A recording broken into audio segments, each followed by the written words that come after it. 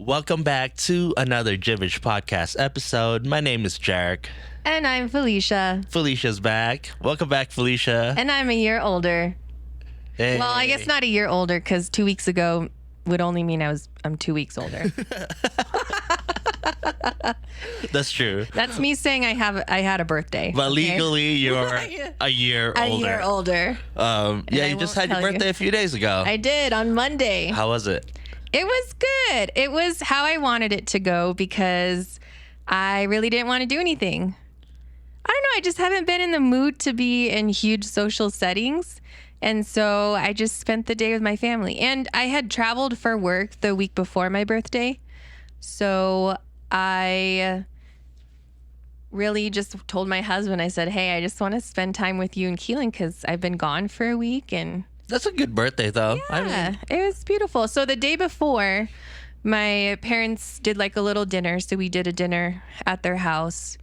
And of course, they made Filipino food. How was it? It was delicious, as always. But my mom made pancit because, obviously, on your birthday, you got to eat noodles for a long life. And then what's funny is I took food home, forgot to eat the noodles she gave me. But I did go to Johnny's restaurant and ended up getting pho, so it worked out. I will have a long life. So what's your review in Johnny's restaurant? He was just here on the podcast. I know. We really enjoyed the food, and after we had dinner there, because my husband knows Johnny from, I think it might have been like middle school or high school. Like ago. You heard him call him his nickname, right? Yeah. Butter. What does that mean? I don't even call him Butter. Because he's that smooth, Felicia. I don't even know that. But no, it was really good, and we were upset it took us so long to go there. And we had just seen Johnny the day before, and originally we were going to go get some tacos. And I was like, well, why don't we just go to Johnny's restaurant? And it was so nice because, one, my son loves food, period, but he loves using chopsticks, so that's a plus for him. Nice. And then it was cute because they put happy birthday on their TV. Oh, they did? Yeah, and then they gave me a little, it was like this coconut ice cream with mango and honey, and it was just so delicious. It was like the perfect amount of sweetness, like not overboard, and it was very tasty. My son and I enjoyed that. Yeah, I mean, that's the thing that I really love about Johnny's restaurant, which is got pho. Mm-hmm. Because the service, they usually, especially with Johnny's there, he usually goes above and beyond to just, give you the best service. Yeah, and the food's great too. He wasn't there, but my husband told him that we were going to be there. Okay, so he made sure that everything's good. Whoever served us, I wish I remembered her name, but she was excellent. And I'm pretty sure it was his mother that came by, and she was just super sweet. But everything was great. Like we had the chicken wings, we had the pork spring rolls. My son had like their beef and shrimp because he loves shrimp. Okay. So he ate that. And then I ordered just the regular, I did the rare steak pho. Very delicious. I actually had the leftovers from it today for dinner. And then my husband had General's chicken because he loves General's chicken. It was really good. It was like super crispy, and we had the barbecue ribs. And next time you guys go, you should try the beefs too. So I did see that, and I wanted to try it, but I hadn't had just regular pho in so long. I was like, I just want to have regular, and then we'll go back again. It's just so far. Yeah, I mean, you guys live across town to his restaurant. Yeah. So 10 out of 10, definitely going again. Yeah. Just a really good experience. Shout out Johnny if you're watching. Yes, thank you. What's the name of it again? I forgot. Got pho. Fortune or got pho. Okay. Yeah. Why did I think it was called Fortune something? It used to be something. It used to be that, but then they changed. Okay. It. Yeah. But it looks like they still have more than just the soup. So. Yeah, they have a bunch of like Chinese food there. Mm-hmm. So good. Yummy. Man, it's making me hungry right now. Mm-hmm. But I guess that's your weekly update, huh? Yeah, that was pretty much my week. Not much else. Oh, and you did your shoot. I did do your my birthday photo shoot. So this would be my second annual Annual now. Self-portrait. No, so this year was a little bit different. Last year, and I guess last year also was an assisted self-portrait because I put my stuff on a tripod, but my sister was there to click and I was like, make sure it looks good. But this year I wanted... Was that the one with the ropes? Yes. Okay. Yeah, and I wanted such specific angles that in such like close-up shots that I don't think I could have achieved it without someone being there. Yeah. And so my husband was there and we did video and we did photos, and I think it was a really fun experience even for us as a couple, because I don't think he's seen me so much in that type of creative element, like especially when I get into my super conceptual, like deep, deep photo bag. Yeah, I feel like it's once you get in that flow state, it's like you're a different version of yourself. And I feel like that's probably like your truest form, maybe. I don't know how to describe it. And I feel like that's when I'm like the most confident and the most sure, because I immediately, it's like I just know what I want, and so like I have no issues like vocalizing that. So it's like an immediate switch. Nice. I want this, and like, you know what I mean? Like, like you just know what, like everything, like lighting, with how it looks, and it's funny too because even I get into it because obviously it's my photo, and so I'm like, faking crying and doing like all this random shit, and in my head I'm like, I wonder what my husband thinks is going on right now. But no, it was a good experience. So that's good. I mean, it's probably a good bonding time for you guys too. Yeah. But that's the first part. There's 2 others I'm doing. Okay. But they're going to come in probably in the next couple months, but just in different phases, because it's going to represent different parts of my transformation. Hey. Sounds like a good week for you, Felicia. It was great. Happy to be alive. Happy to have another year. It's funny because we were talking about it before the podcast. Like, oh, what did you do for your birthday? I didn't really want to do anything. Nothing. It's not that big of a deal. But yeah. I mean, I think the idea of celebrating big is not big of a deal anymore. Yeah, but you should, celebrate your life. Oh, yeah. I celebrated it with my family. Exactly. Exactly how I wanted. That's true. I mean, as long as you got to do what you wanted to do. Yeah. That's the most important part. I did. It was great. What about you? Weekly schedule. You're like, schedule? What is that? The usual. But explain the usual, Jerry. So I did go to an ecstatic dance in Tahoe last night. Wow. Yeah, it was cool because it was during the sunset and when it was by the lake. It was like, I didn't really dance as much, but I just wanted to get in the water. Oh, nice. Because my friends invited me to go, and it was like an hour and 15 minutes away. It was like past South Lake area. Where like the downtown South Lake is? Yeah, like where the casinos are? Yeah, so it's a little bit like maybe like 20, 30 minutes past that. And it was pretty cool. Like there was probably like 30 people there, maybe. Nice. Yeah. And it was on the beach? Yeah, it was like on the beach, like water. Oh, DJ, wow. And people were dancing the really? beach. Yeah. DJ in the water? Well, not in the water, but the beach area. But it was a cool experience. People were like super nice. Nice. I wasn't really feeling like socializing as much, so just mostly just went in the water and just kind of chilled. Well, isn't that part of the dance experience too? I mean, you're not kind of there for yourself. Yeah, you're not supposed to be like engaging in like a lot of conversations anyways, because like people just want to dance and be by themselves. So for me it was just like, oh, this is a perfect time for me to go to Tahoe. I haven't been since like a couple months ago. Right. Yeah, so it's perfect. Yeah. Nice. It was weather was good.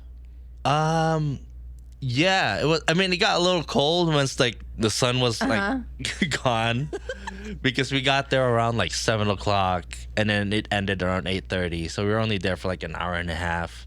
Oh, wow. But the water was cold usually.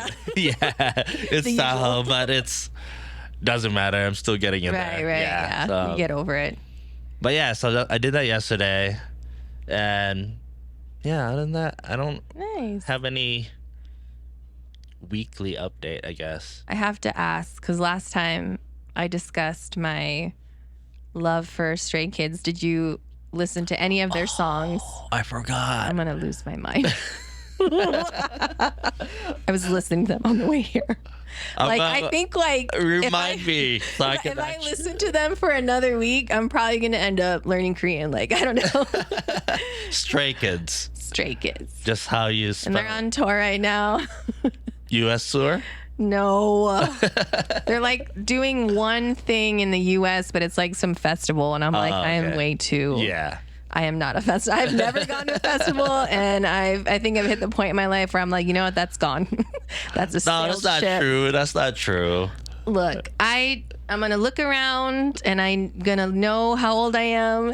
And I just don't want to be bars too many people unless there's super VIP. Yeah. Where I'm away Someday. from the crowd. Someday, Felicia. Don't be touching. We're only doing VIP festivals. So yeah. But I would love to. God, I just enjoy their music so much. Yeah. I'm gonna put it on the list. So it's horrible. Make sure you remind me too, so I can at least check their music out. I will remind you. I watch them a lot on TikTok too. Anyways. But yeah, because I've just been watching a lot of YouTube videos lately. Mm-hmm. Mostly YouTube streamers. Okay. YouTubers, streamers/streamers. Yeah. So is that when people play the games? Yeah, and then also a lot of streamers, they do reaction of just certain YouTube videos. Oh, okay. And I just this is kind of interesting. I might start doing reactions again. You should do reaction. Oh my God, let's do reaction videos. Would you be down to do reaction videos, I would Felicia? so be down because I guarantee you, no matter how many times I watch the videos, I will still react. What would you like to react to? Oh, that's a good question. Yeah. I could see myself reacting to music or music videos. Okay. Dance. Okay. I don't know what else. What else is out there? They react to everything. So they react to obviously yeah, whatever YouTube videos you can react to it, and then also some people react to movies or animes.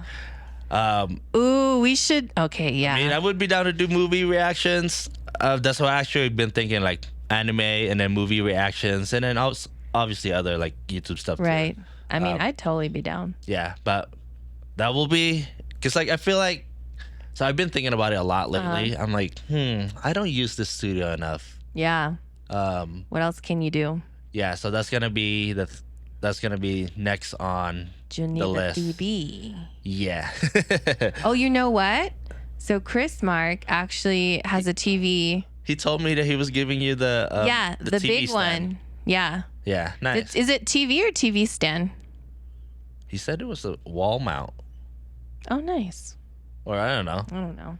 But you said you wanted it. Yeah, I did. Yeah. Because I want to put it up there. Oh, okay. Because I was thinking if we have a TV, then we can have videos or playing pictures, and then you can put a picture frame around the TV. Oh, that'd be cool. Yeah. Yeah. So, but he has two. I thought he said he had a monitor. Yeah, I saw it. There was a small TV. 28. I'm not sure if he's giving that away too. Well, don't tell me. Just kidding. I mean, whatever it is, it's donation, so I'm thankful. But yeah, we'll talk about the reaction videos and we'll plan that out. Cool. Because I don't want to add more shit on your calendar, Felicia. Well, I know but remember, my calendar's changing now because that is also true. Yes. That is also true because of your my shift in my shift your in focus. creative focus is shifting. Yeah, and it's already been really nice. Feeling better? Yeah. Yeah. It feels like what I should have done. Stupid. Takes so long. But anyways, all right. Let's talk about things that you should have done. I mean, you're already doing it, but let's talk about therapy. Therapy. You mentioned it multiple times in the podcast. I know. It's like I talk about therapy naturally so often, and now today's therapy day, and I don't know what to say. No, I know what to say. Was today your therapy day? No, I meant like in the podcast. We're going to talk about therapy. I had therapy on Monday. Mondays? Well, it's kind of like I just schedule it week by week. Okay. I was going weekly, and then I had a moment in my therapy where I was like, oh, I feel much better. And so I was like, oh, I don't need to schedule. And then like literally like a week and a half, 2 weeks later, I was like, like my life is everything's burning down. And I reached out to her. And so, yeah, I'm back on schedule weekly. Hey, I mean, but it's okay. Whatever works for you, right? But it's nice because since I've gone back, it's like a different focus now, because what I originally went for is, it's not like fully healed, but like I'm at a place now where it's getting treated. Yeah, I feel like you're probably at that point where you're like, oh, it feels more balanced. Right. And so now we're getting into the deep stuff. Oh, deep stuff. The deep stuff. But yeah, so I guess, starting with therapy, I will say I knew much, like a lot longer that I guess a lot longer than when I started. Or much before when I started. I don't know how to put that. Like I wait. Let's talk about when you started first. Well, I know that's what I was gonna say. So I've been in therapy for almost 2 years. I would actually 1.5 years. But before I had started therapy, I had always known I needed therapy, but it took so long for me to start therapy, and I don't really know why I took so long, just taking the plunge and seeing a therapist. Yeah. Actually, I probably do know, and I think it was like the stigma around therapy. Because I think part of it too is, at least from our generation, when people talk about therapy, like, oh, like you're crazy, or you're mentally unstable. Even cultural too. I feel like there's a lot of cultural things that had a big part in why I didn't go to therapy, because it's almost like I feel like there's a lot of shame behind it. Even my family, I don't think they prescribe to the idea of therapy and getting that type of help. Although there were many times, like throughout just my childhood and teenage years, and just a lot of experiences, even as a family, where it was very clear more than one of us within the family needed, an additional help. And I think that's how we need to start seeing it. It's like going to the doctor because you have a sinus infection, right? You're going to get treated. You're trying to find a solution. And obviously now there's so many different ways that you can treat your mental health. And I think it's just now becoming, and I think it's hard, right? Because you have a whole generation, like our generation, that found therapy so late in life. Yeah. And then you have a newer generation that I feel like sometimes overuses certain parts of the components of why you go to therapy. Like, I heard some people, like even kids, go to therapy now too. Yeah. Oh yeah, absolutely. Because I think we talk about it so much. It's the help and it's normalized now, I feel like. Yeah, it is normalized. But I think, too, and my therapist and I talked about this on Monday, is the idea of trauma and anxiety and depression and what that actually looks like, and how to differentiate when that truly is the root, or if you're just kind of playing on the word or overusing the word. Yeah. Because I think sometimes words like trigger or trauma or anxiety or depression or whatever else gets desensitized because so many people use it. It's like, it's just a catchphrase now. Like, oh, I have anxiety, or, oh, I'm ADHD. But it's like, okay, everyone says they're ADHD, but are you diagnosed ADHD? And not to say that you don't have it, or you know what I mean? But I feel like it's different, at least for me, from thinking I had all these things to actually knowing I had all these things, and then treating it, and then fully understanding, this is how you work with it. But I always knew, and unfortunately, a couple years ago, things got really, really intense in my life. And I was going through a lot of things. You know, there's financial components, there was work components, there was health, there was family stuff. We had to leave our apartment and go to my parents' house. So it's like all these things just kind of happening at once. And work was also at the time very stressful. You know, I got into a role, and it was probably one of the first times where I truly didn't feel like I was being successful in that position. And I think that really, in a way, like hurt my ego. You know what I mean? And I struggled so hard because I take a lot of pride in my work and my work ethic and how I manage or how I lead. And it was just not working for me. You know, like there were so many things about it that I think that were uncontrollable factors, but it just added that extra thing. And I literally, like with that extra thing, it was like my breaking point, like to the point where like I'm like screaming and crying to my husband and being like, I can't do this anymore. You know, like what do I, you know, and like literally like crying for help. But I stuck it out. And I noticed while at work, because I left the position I was in, went into a new position that I really wanted, but I was still having these issues. And so these issues started turning into like, I don't know, it was, to me, I thought something was wrong with my brain. Like I would have points where I would freeze and like, I don't know how to explain it. Like I would, you black out? I would black out. I would lose time, or I would do something and then completely forget what I just did. And then it was getting to the point where I was having conversations or even sometimes like disagreements with my husband. And then we would talk about it again. And then I would have no recollection of what I spoke about. Interesting. And then it's just like, I'd try to do things at work or I try to do things at home. And then I freeze, and then I'm like, what was I doing? Why was I doing this? Why am I here? Like, you know, and it was constant, like, what the heck is going on? And I tried everything to avoid the idea of it being mental health.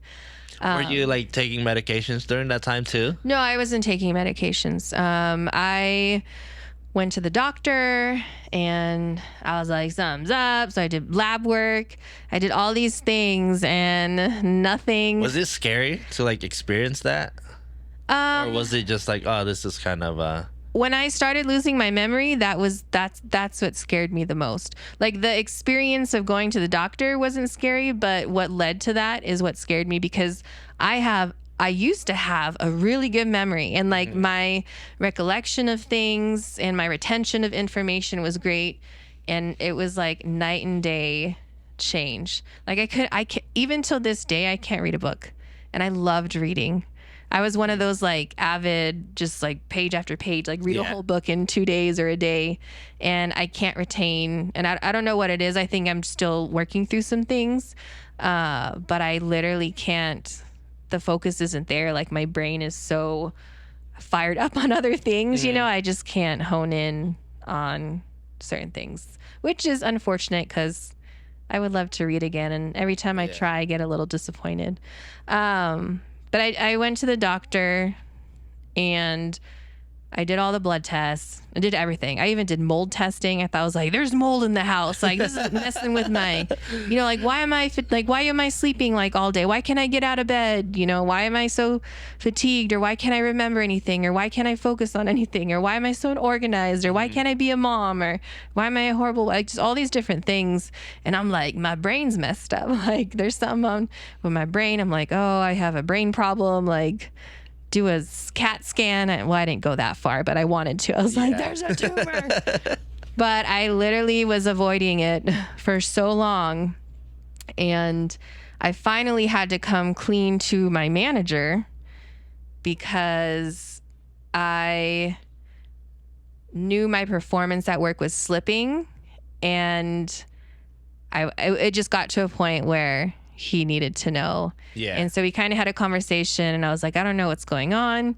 And then he brought up this idea of like stress. He's like, stress can do a lot of things to you, and it can be very detrimental to your health and yada, yada, yada. But I was pretty adamant. I was like, no, there's something wrong. Like hormone, I got to see an endocrinologist, like all this other stuff. Anyways, fast forward, all of that came back fine. And before I started seeing an actual therapist, where I went to the doctor, they offered like a life coach. Okay. And so I felt like, I was like, keep you organized and just kind of helps support you in certain things that you're struggling in life. And so I opted to do that because I just felt like, oh, that's a life coach. Like, it's not therapy. It sounds better, right? Like, it sounds more progressive, right, than like you trying to heal your trauma. Yeah. And so I went to my life coach. I did my sessions there, and my life coach also I think she suggested, it wouldn't be a bad idea if you saw a therapist, or if you wanted to continue. I think just for some of the more deeper things that I needed to kind of work through. And so I finally took the plunge and called, I think it was Great Basin Behavioral Health, and had my first session. And I think I got really lucky because I liked the therapist I was talking to, and it was all remote. But the first day it was like word vomit. Wait, remote? So you just... Yeah, it's Zoom. Zoom? Mm-hmm. Oh, I thought it was like in person when you sit in the couch. And... No. And honestly, I mean, maybe people have their preference, but I think it wouldn't make a difference. Yeah. You're still talking. Yeah, and you see them, you know what I mean? And you still get all the emotion or the information the same, at least for me.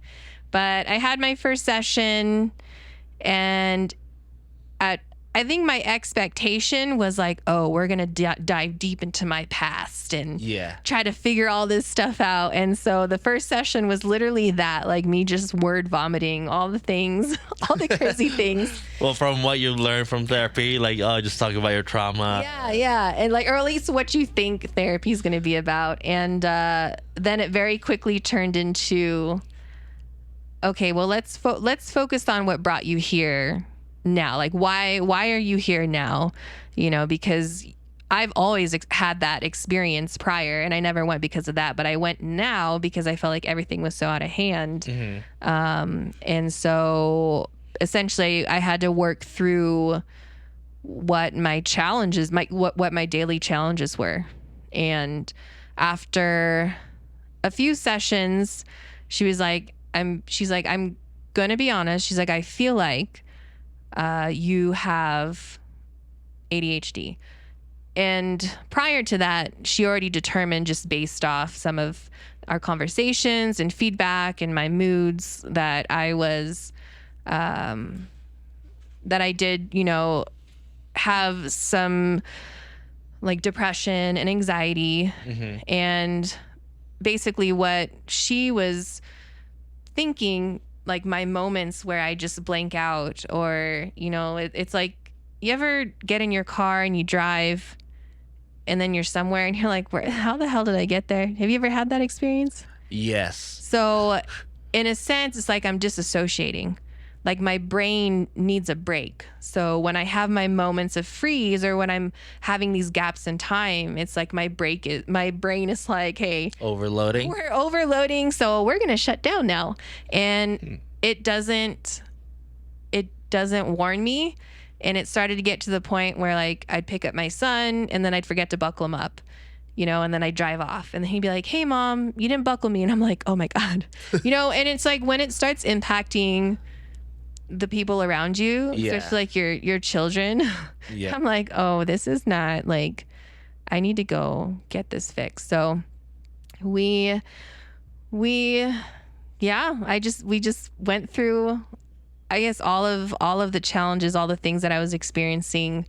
And then we did try some kind of like self-care and, gathering things to kind of help me ground myself, and that's why I talk about the experiences, like the senses and trying to calm myself. I got into a lot of like fidgety type things because I like to move around a lot. Like when I move or like when I'm typing, I'm like this. And then sometimes too, I have like this little thing and I'm like reading and I'm like swirling this thing and then I'm like moving, and just because you just need to like more stimulation. Just stimulation. And I get up a lot now. And it's funny because it's almost like once I had an answer, especially when it came down to the ADHD portion, the way she had explained it is your brain is different. And when you have ADHD, it's not like anxiety or depression where you can work to treat it and maybe change how your brain works. ADHD brain is ADHD brain. And so you have to work with your brain. Like that's just how you are. You know what I mean? So you're pretty much kind of, in a way, multitasking because you need more stimulation? I think it could vary for a lot of people. I mean, for me, it's small spurts, like, it's hard to explain. It's like small focus points and then break, and then focus points and then break. You know that you mentioned that is because I do that. Oh, really? Yeah, when I edit the podcast, so like I would, I edit the audio, I edit the video, and then once it's exporting, like once I press export, I'm already like, all right, now time for TV. I would watch TV, and then once it's done exporting, and then now I'm like, I can edit more. Like, so when I edit the clips, like the clips are like 5 different clips. So every time I export, I would watch TV, and then come back to your task. Come back, and then TV, come back, TV. Like I just, there's only a few times where like I'm a little bit overloaded, or like, all right, like I can't do any more than just one task right now, just because I'm feeling overwhelmed. But for the most part, I'm always constantly working, distraction, doing working, something. entertainment, working, entertainment. So it's like I don't know, like it seems I feel productive that way. Right. I'm like, oh, at least I'm done with my task. Now I'm rewarding myself with this. But see, like, for me, I think that's where I struggle, because sometimes I don't finish the task. Most times I don't finish the task. And if I'm not careful with what I'm using to break for, I will forget. I will not go back, especially if what I'm doing now is more exciting. And it's funny because I do that a lot with like my photos or with stuff at work. And basically she's like, you're avoiding things. You're like, know, you have to sit there and do something that's boring, you know what I mean? And so you actively search for other things that will make you excited. That's fair. I feel like you need that dopamine hit. The dopamine hit. Yeah, that's what she talks about all the time. Dopamine hit. You need the dopamine hit. But it did get to a point where I still felt like even after our sessions, I was still struggling. And obviously with therapy, it's not overnight. Like, you know what I mean? And there's a lot of, steps forward, but there are a lot of steps back. And, I think we both agreed or got to a point where she suggested I go see a psychiatrist. And so I did do that. And the reason being is, they'll, I guess, officially or evaluate you and try to give you a diagnosis, right? And then they can also prescribe medication. And I was very, I guess, resistant to the idea of medication. But I think I was just so tired from what I was feeling every day that I wanted the help. I feel like you just needed to let go and like nothing has worked, so like I should at least try Yeah. medication. And that's basically what I did. And the first psychiatrist I went a couple times, and I just wasn't really feeling the interaction. You know, I wasn't feeling a connection with the person I was talking to. And some of the medications she put me on made me feel weird. And there was one medication that she put me on where I had a complete like manic episode. Like, really? Yeah, like it was bad. Like I had to separate myself from my family. Did you just like, no, fuck this medication? Like, this is not. Yeah, I had to stop it like immediately because it really screwed me. It was scary. And then I ended up going to another psychiatrist, which of course is not in my insurance, so I have to pay everything out of pocket. But I very much enjoyed the sessions with her. And she kind of, you know, I could just tell like she was listening and try to work with me. And so I currently right now I'm treated for depression, anxiety, and my ADHD. And we also believe that ADHD, or just all of it together, and just kind of like my habits growing up, also influence my binge eating behavior. So I also, one of the medications she has me on is supposed to help me with my impulsive eating too. And I wish I had done it sooner, to be honest. Like when I think about it, I wish the whole therapy just process? the whole therapy process, and just kind of taking the plunge a little bit sooner. If I could do it and choose a point in time, I would have done it before I had my son.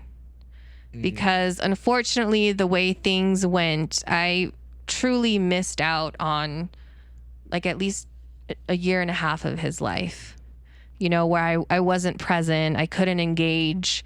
And then because of my work situation, I was constantly at work, and I wasn't a good mom. Yeah, but I mean, like, that's the thing, though. Like, every time we look back, like, oh, I wish I should have done it sooner. But then I feel like everything happens at the right time it's supposed to happen. Because you never would have known. Right. If you didn't experience that, if you didn't get to that point where you're just like, oh, shit, like, this is ruining my family's life because of my illnesses. Absolutely. And I actually had that thought the other day. What? Exactly what you just explained. Like if I didn't go through what I did, and a portion of that was where I worked. And it's funny because when we first did the podcast, I was so like, I wasn't in therapy just yet, or I think I might have been doing the life coaching around that time towards the end. Which one? Oh, the first time. Oh yeah, the like, other podcast. The other podcast, like years before. But I was just so like I had so much like hate and negativity in me that I couldn't see the brighter side to anything that I was doing, and that included my job. And the truth is again, if I wasn't placed in that situation, that wouldn't have been my tipping point. And I don't know if I would have ever gone had it not gotten that severe. Yeah, because I think we all needed to have that breaking point, whatever it is. That's when you actually decide, all right, now it's time to change.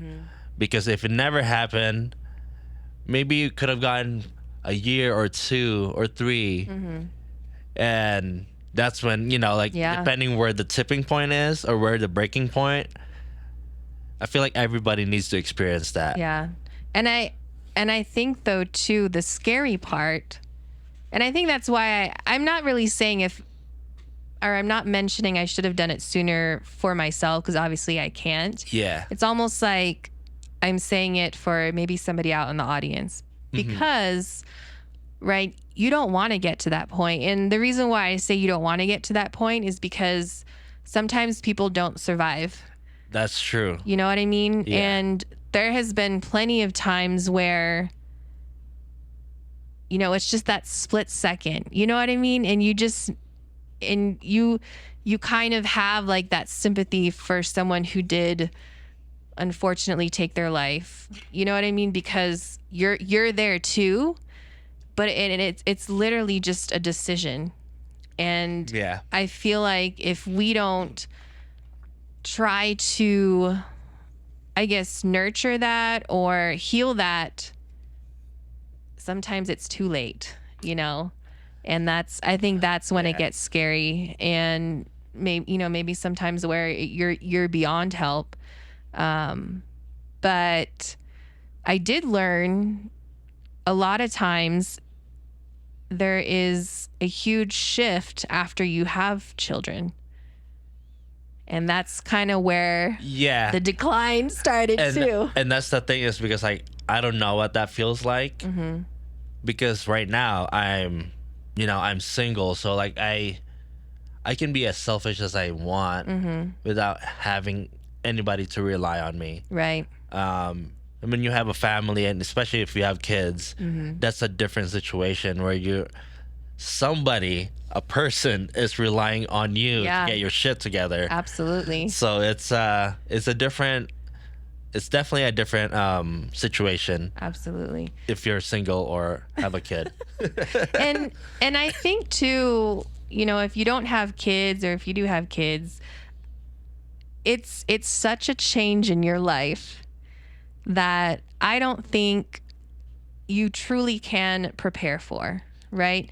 There's no amount of training or storytelling that can prepare you for your experience, because it's going to be unique to you. What experience are you talking about? Have kids. Like when you basically become a parent. You become a parent the minute you give birth, Yeah. And I feel like if you are in a place where you already are, I guess, like unstable, imagine going from that freer or single version of you to the mom or the dad or that's now sleep deprived or not getting the right nutrition. And then for women, you go through such a hormonal change that, postpartum depression is completely real. And it's also a very silent experience too. And so it's just, I mean, again, if I could make the decision sooner, if I could have made the decision sooner, I would have. And that's why I talk about therapy so much, because I'm like, it's not that bad. Like, I know what people say, and it's not for everybody. And there's always going to be people that are against the idea of therapy or counseling or taking medication.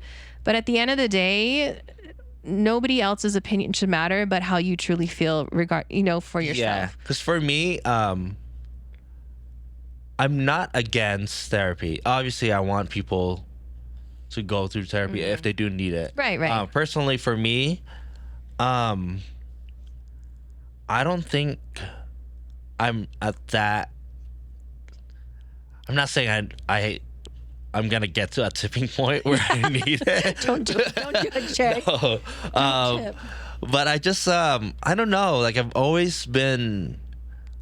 I like to process things personally, and because I also have a conversation with people too, like talks like this, or just like anything that's more deep and like trauma conversations. I have that with a bunch of my friends. So it's kind of like therapy. I mean, it is therapy, right? Like, I guess you don't have to put like a doctor label on it, right. To make it therapy. Like, you can also just talk to your closest friends, or anybody that you trust, like anybody that makes you feel comfortable.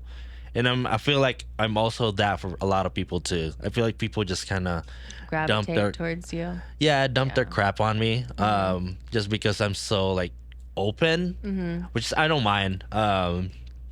But yeah, that's why for me it was never. I haven't really thought about it. Maybe someday if it really gets to that point where I feel like I need to, because I just like to work on my own thing. And also, like, especially for me, when I get to that closing to like that tipping point, my solution, at least for me, is psychedelics. Right. I tend to because there are moments where like, I'm feeling like really heavy, and I just need to like go through whatever I need to go through in my mind. I take mushrooms Right. and like go out in nature, go hiking. And for me, that's how I deal and process things. But you tried microdosing before. Yeah, and honestly, I wish there was more support in like the alternative medicine. Yeah. You know what I mean? Or more, natural remedies. But one, I would still like it to be guided by a professional, especially since like I work in a professional setting. Yeah. Then I also have kids, you know what I mean? And so like, I'm like trying to figure out this stuff on my own. And I'm like, I don't know if I'm doing this right. And if it ever got to that point, here, I would definitely, with someone who's experienced, like be guided in that kind of journey. And I would much prefer it, to be honest. Yeah, I actually have a friend. Her name's Kathy. I guess she works for like a nonprofit, and they're trying to like legalize medicine like that, like Right. alternative medicine, like psychedelics and all that stuff. So I invited her to the podcast, so she might be here soon. So we're trying to schedule it too. So, and it's just, I feel like it's so unfortunate that we do have these like herbal, like natural remedies, and it's just not supported. Yeah. You know what I mean? And then, because at the end of the day, like, I don't take joy in knowing I'm taking a, lab created whatever's in there, because I'm also thinking, well, how does this affect me long term? Or if I want to have kids or more kids, how does that affect the pregnancy, or how does it affect them? And then there's, points too where I'm like, well, shoot, do I still take that stuff while I'm pregnant? But then what if I go crazy? You know what I mean? And I'm like, and I hate to say the term crazy, like sometimes that's my way of, just in a sense, like coping with some of the situations. But I mean, I feel like there's no other way to like describe it. And I feel like there are moments too where I'm like, am I like, what is happening? Like sometimes there's such bizarre like feelings or emotions or like actions that I'm going through that I'm like, what the fuck is happening right now? Like I am literally losing it. I will say, and I kind of want to get into like where I'm at now in therapy, is because I've been treating all those things. I feel like not my symptoms of ADHD. Like I'm able to focus more, and I've implemented things in my work day or even home life that kind of just help keep me structured. But now it's like all these little things, I don't know how to explain them. Like I have weird mannerisms and I've always like held them in, but they're running rampant right now. Like what? I just be doing like random things like with my hands, or I'll say something randomly out loud. Kind of like impulsivity. So it's like I'm very impulsive, and sometimes I'm impulsive in my actions.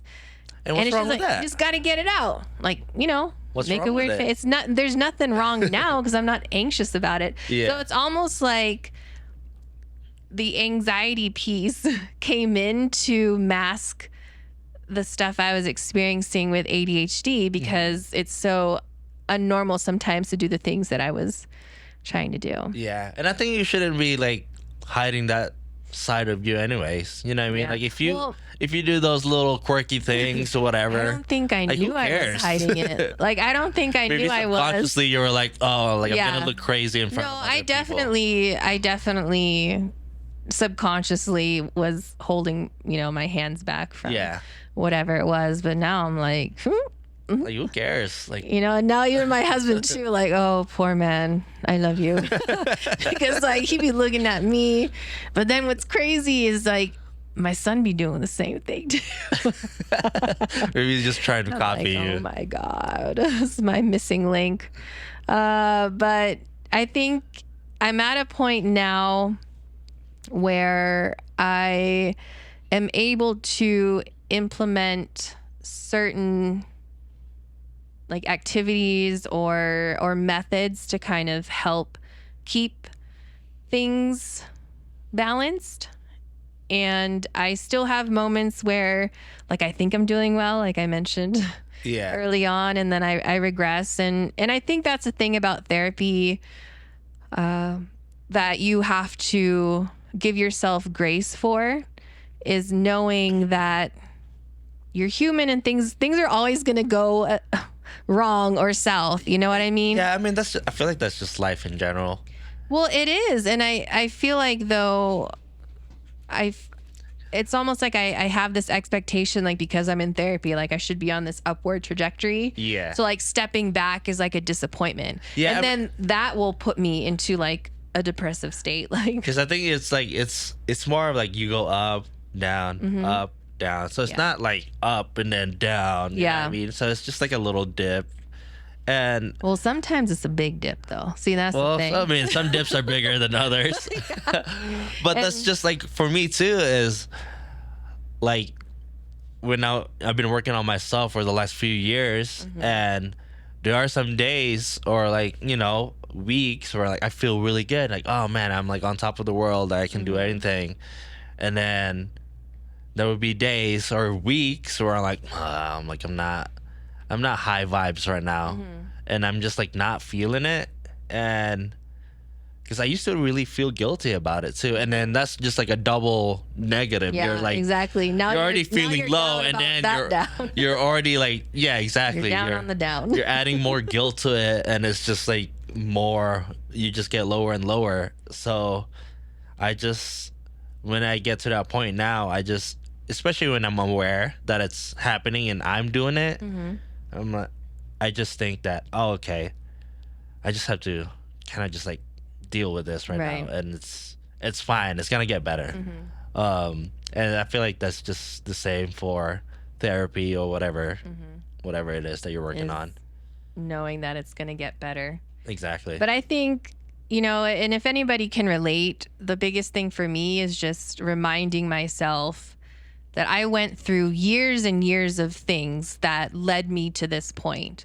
You know, so as much as I want it to be like, oh, it's been a year, I'm fine, you know, it doesn't work like that, because there's also things that get stored and repressed that never come up. And that's kind of where I'm at now in therapy, because I've worked so much in the last year and a half to focus on like the very like symptomatic stuff, like, you know, why I can't focus, or why I can't get out of bed, or why, you know, just all these different things. And so now that's being treated, and I've learned different methods to deal and help that now I'm starting to get into things where it's like you're going into your past trauma. And now you're getting real deep into the trauma and you're like making connections with like what took place when you were 5, or what happened with your mom when you were, you know, just all these different things. And so my last couple sessions really have been, I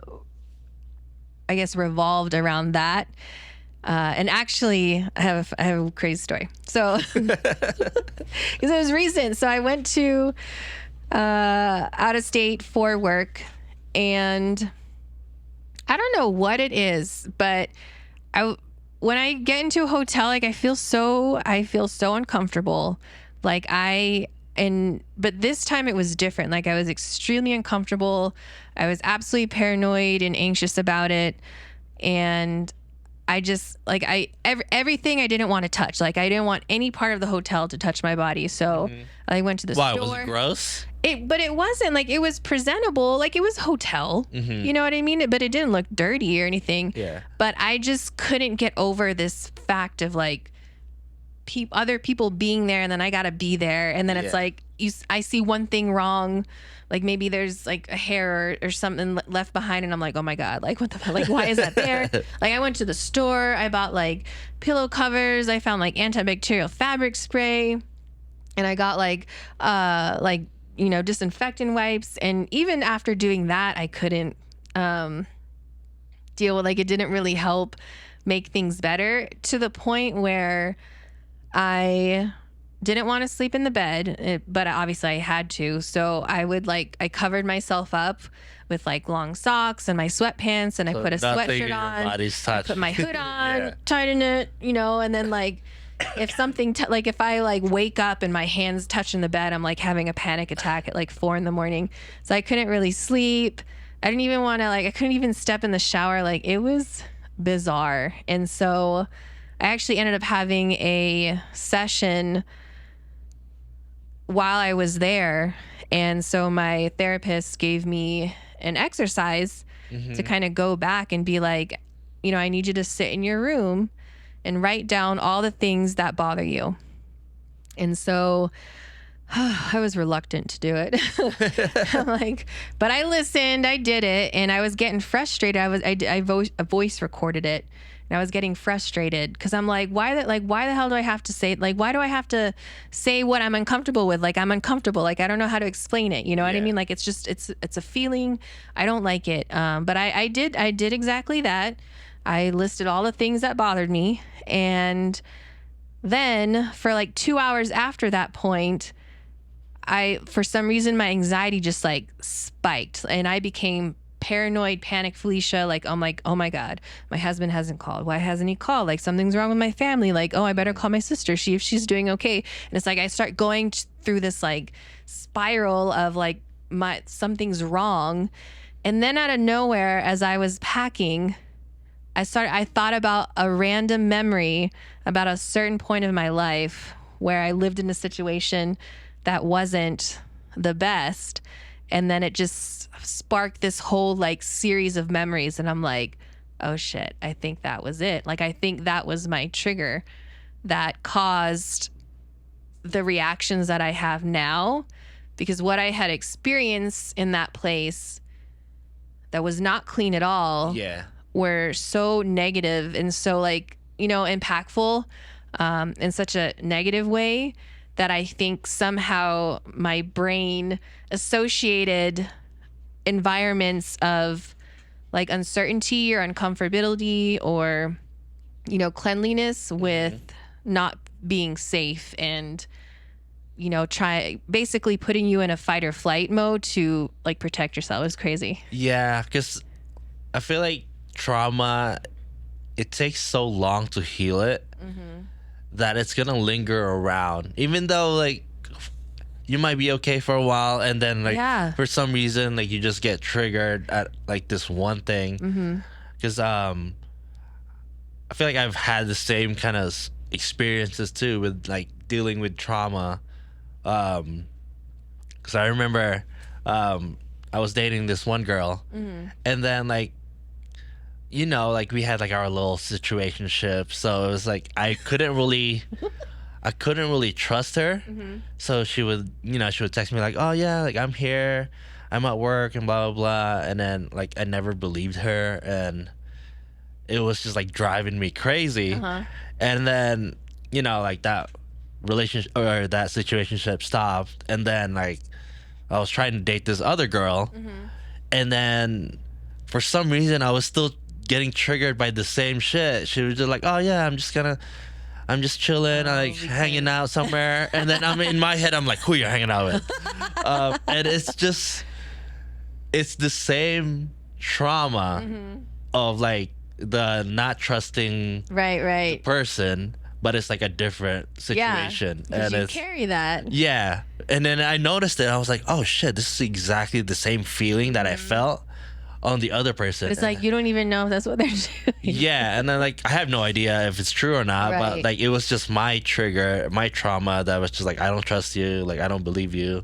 And it's just, I feel like that's just how trauma works. And then until you fully have that resolved, or at the very least, like if you're aware, it is better than not knowing. Right. Like you being aware, like, oh, it's because this is what happened in the past when you used to live at this like sketchy place. Right. And then you can probably like, all right, maybe it's not as bad. Like being in the hotel room.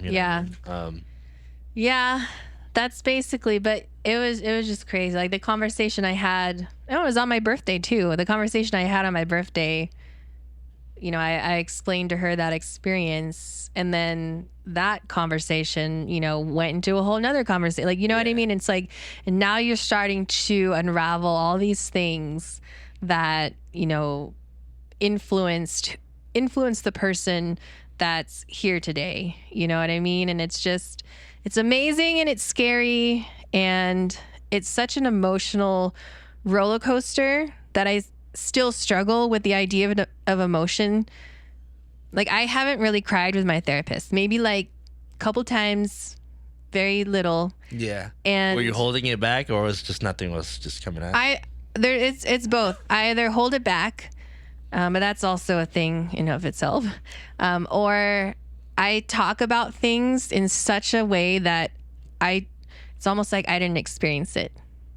And some of the things that I have experienced are so, like, when I talk about it, it's like, how's that real? Like, is that real life? Like in a denial way? Yeah. Like, what? There ain't no way that really happened. But I'm like, no, it did, Felicia. Like, you went through that shit. So, and that's kind of where I am this week. And I'm like, you know what? I not should be thankful, but I need to be more proud of myself for like where I am today, because as I start unveiling all these different parts of my life, and even just the last couple years, it's like I've been through a lot.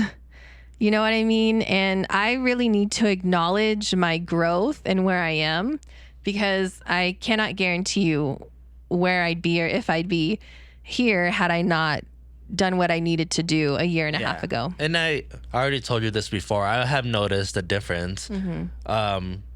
You seem lighter compared to, a couple years ago. Thank you. Yeah, so there is progress. So don't even think about like, oh, like I feel like I haven't done much, or you know what I mean?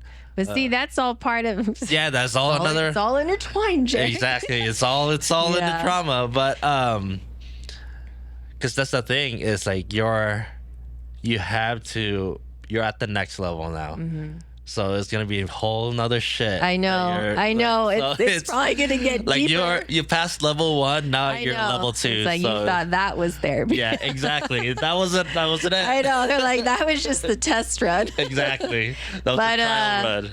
I'm completely prepared, and I think like where I want to like leave off is I'm acknowledging that I have definitely made progress. And, I do appreciate you saying that you've noticed, and my husband has noticed, and I will definitely say my child has noticed, which is even better. And even, at work, at least my boss has noticed. And that part still hurts me a little bit, because again, I've taken so much pride in my work ethic before, that I feel like a lot of people's perception of who I am as a professional is so skewed because of what I was going through that year.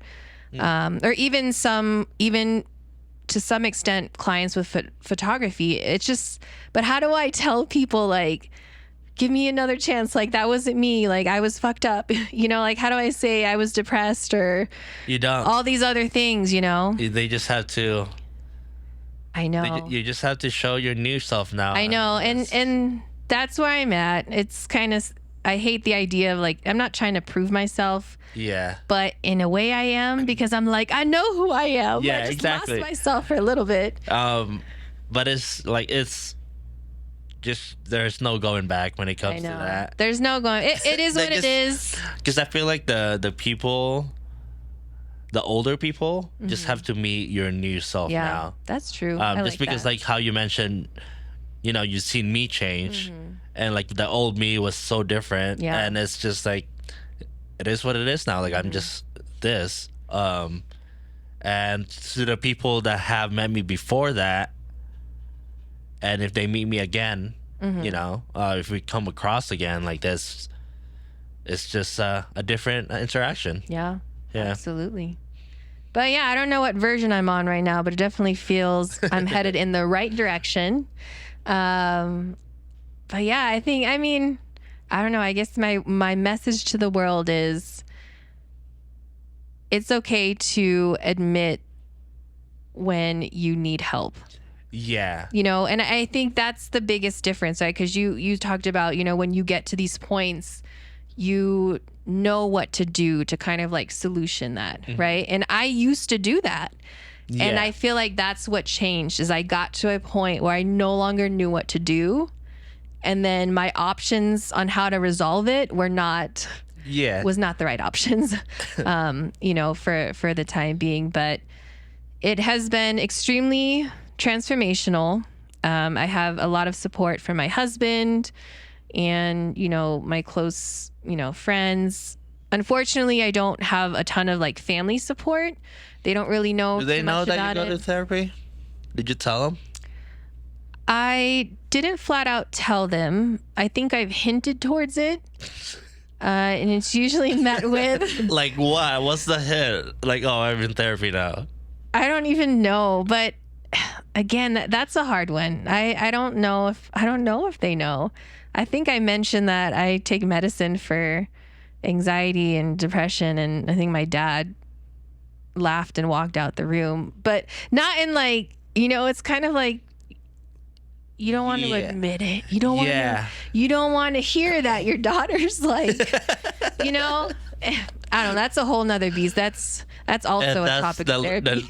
The level 2 unpacking. Oh yeah, level 2 is your past, because it's gonna be a lot. A lot of it, it came from your upbringing. Like whatever you're going through right now, a lot of it is from that. And honestly, and this is gonna be that'll be the scariest part of the journey. Yeah. Yeah. You think so? Absolutely. But I feel like it would be like the most groundbreaking for you. It will, but it's going to be the most scariest part of the journey. Because the thing is like when it comes to that, you're working on yourself, right? You're unpacking your trauma. Yeah. But then you have to integrate it to you dealing with your family too. Exactly. And that's the part that's scary. It's like now I literally have to face my family as my true self and not this person they wanted me to be. Exactly. And that's going to be very hard. See, and that's the part that makes me, and whenever I talk about that, that's the part that makes me a little emotional. Because it's just, I wish it didn't have to be so difficult. Yeah. You know, and I don't fully understand the why or, you know, the journey or path to it yet, but I know it needs to happen or else I don't think I'll ever truly be in comfort with myself, because all aspects I feel like of my life need to be in balance, and that's a huge component. Yeah, because like so I gotta walk into the house with all my tattoos showing. Till this day, I'm like this, like wait, eating dinner. No, I know they see it, and they've never seen you like. They've never seen your sleeve. They've seen this now, which also, you know, and that's the thing too. We should talk about that. Like, have another discussion surrounding, you know, disapprovals. You know what I mean? Especially from parents or cultural backgrounds. But I think that's the thing that hurts me the most, because it's almost like you despise all the things that I love. You know, all the things that I feel like make me because it's my interest, right? Or the things that bring me joy, you don't like. So at the end of the day, who do you know as your daughter?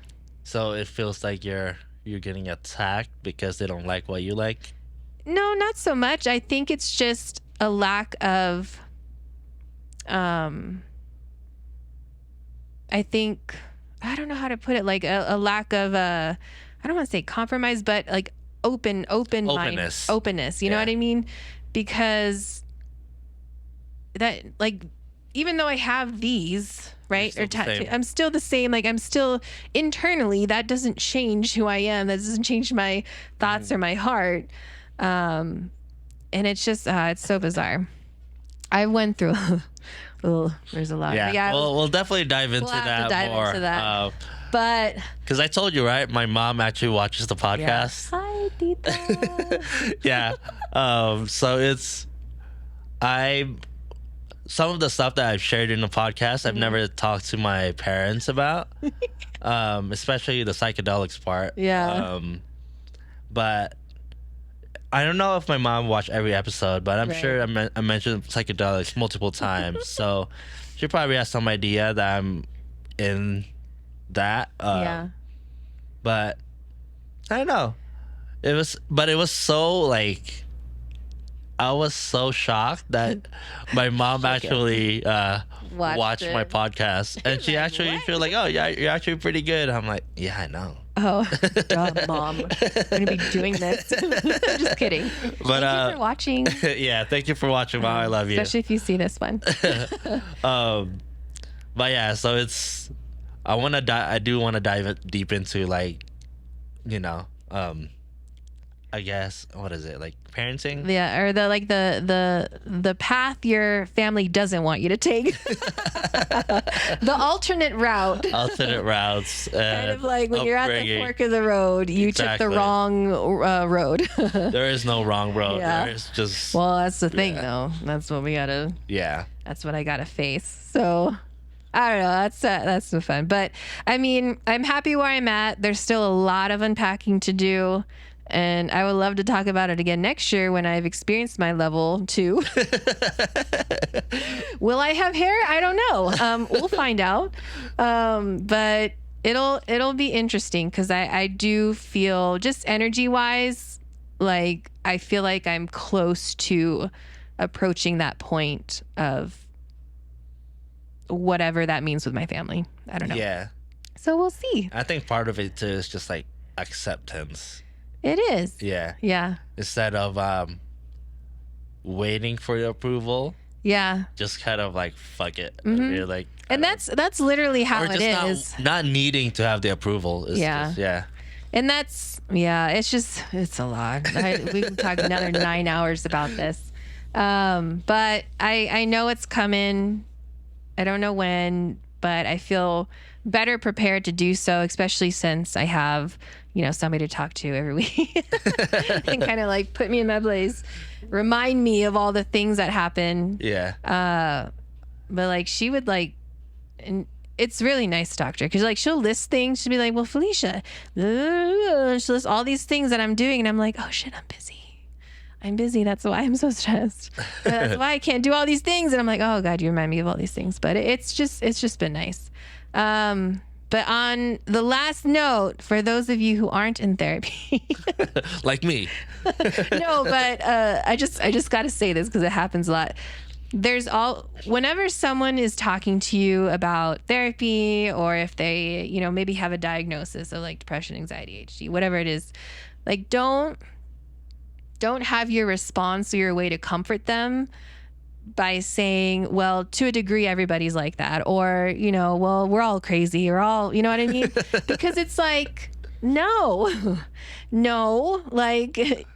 it's just, I don't know. Like I get that a lot. So what would the proper response be? Oh, that's a good question. I don't know. Because I don't think I've ever had a proper response.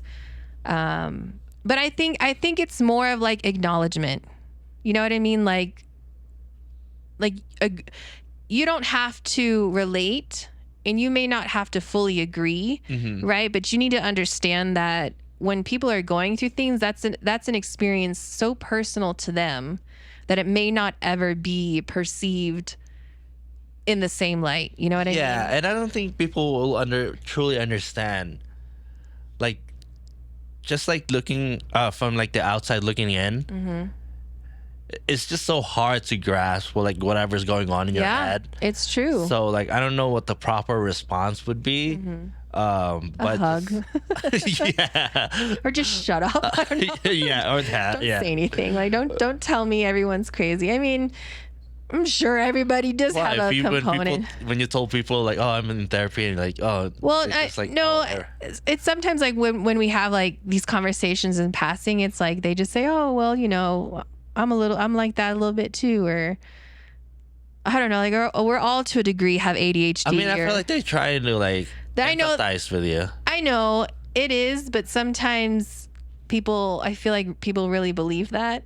And I think it's important to at least say not everybody's experiences is the same or can be compared to your own.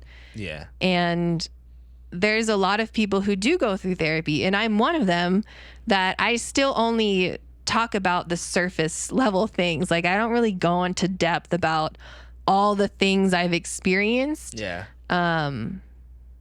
Because I'm just not at a point where I want to talk about all that just yet. But it's kind of like, I mean, that also comes with self-awareness too. Not a lot of people are aware or just in that mindset. So I think they're just trying to meet you where they're at. Yeah, I know. I'm not saying I'm bad. I appreciate it. But I'm just like, don't be telling me. Yeah, shut the fuck up. Don't be telling me we're all a little crazy. I'm like, no, you don't know what my husband's gone through, okay? And he's one of them too. I keep rambling now, but he's one of them too that he'll say he said it's such an experience or eye-opening experience to actually witness someone going through their mental health journey, because it, like, as you said, it's so different experiencing it or even like being close to somebody who's experienced it versus what happens on the outside. So I think that's pretty good. I know. Thank you. I mean, that's my story. Thanks for sharing your therapy story. You're welcome. How does it feel? More to come. Does it feel like we're in therapy right now? No. No. I should tape one of my therapy sessions. I wonder how that looks. You should record it. A lot of like going back. That might be a good idea for you to kind of, I guess, process it and like, watching yourself going through that. It might be cool. I know, maybe one day, but I don't know if I'm allowed to do that. Yeah, probably not. I wonder if that goes against HIPAA. Yeah. I probably got to tell my therapist too. I'm recording right now. No, but yeah, I see her again on Monday. Gonna get back to it weekly. Nice. Celebrate my 2 years, I think in February. So. Oh, nice. So like a year and a half then of therapy. Yeah. It feels like forever, but it hasn't been. So. But we're getting better, and that's all I could ask for. And I think that's all my family could ask for too. So. Hey. Well. Yay. Well, final thoughts, or is that it? Final thoughts is all my future photo shoots that will have a connection to a lot of my more traumatic experiences. Nice. Because as I was thinking about, and that's like my whole life story is going to be like images of what took place. And I think that'll be my vocalization of those moments is through a photograph. So I'm literally going to try and like capture these stills or moments in my mind of what took place. So I think it'll be cool. Yeah, I think it will be a good creative release for you too. It's kind of like writing a song when people talk about like heartbreaks and all that stuff. Same with photography. Exactly. So I'm excited. Hey. But yeah. Yeah. Well, thanks for listening, and we'll see you guys next week. Peace. Bye.